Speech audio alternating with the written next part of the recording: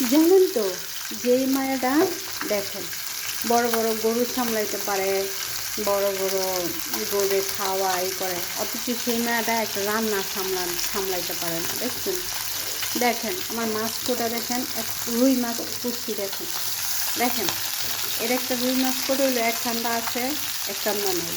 দেখছেন, অথচ এই মায়েরা বড় বড় গরুরে কীভাবে খাওয়ায়, সব যত্ন করে, সব করতে পারি, শুধু রান্নাটা পারি না।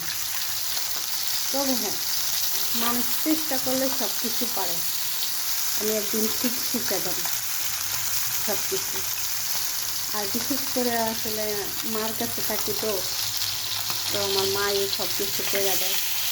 মায়ের মা রান্না করে, আমি সব কাম করতে পারি, আমি সব কাজ করি, শুধু রান্নাটাই আমি বেশি একটা পাকা না। তবে হ্যাঁ, চেষ্টা করলে কিন্তু আমিও ভালো রান্না করতে পারি। এই যে দেখেন টমেটো দিয়া পেঁয়াজ দিয়ে রান্না করতেছি। আর এইখানে হইব আমার যে আলু ভর্তা আর ঢেঁড়স ভর্তা। এই যে দেখছেন সিদ্ধ করছি ঢেঁড়স আর আলু। তো গাইস আস্তে আস্তে আমি সব কিছু শিখে যাবো আপনাদের দোয়ায়। আমরা কিন্তু আবার সবসময় গ্যাসের চুলা রান্না করি না, আমাদের বোতল গ্যাস তো আমরা আবার এই চুলাও রান্না করি। এই যে দেখেন কালোই পাল্লা, এই যে আমরা গ্রামের মানুষ তো, গ্রামের মানুষ চুলায় বেশিরভাগ রান্না করে, মাটির চুলায়।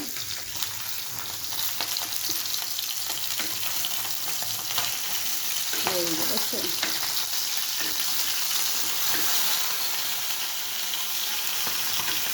মাছ ভাজলে আমি একটু দূরে দূরে থাকি, কারণ আমার আবার শিক্ষা হয়।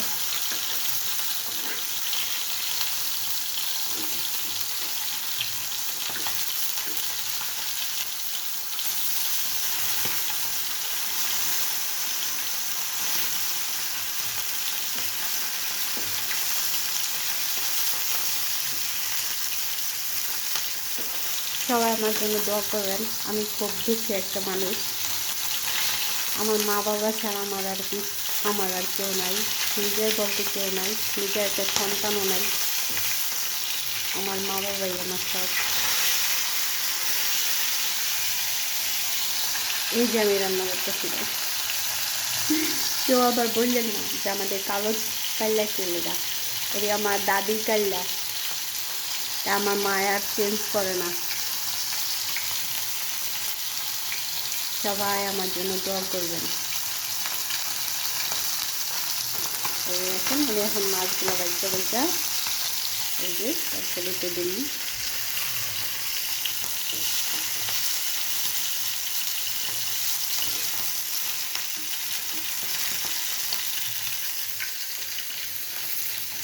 দেখছেন রুই মাছ কীভাবে কাটিয়ে দেখেন, একটা এক মুড়া চিকুন, এক মুড়া মোটা, এক মুড়া আছে আর এক মুড়া নাই।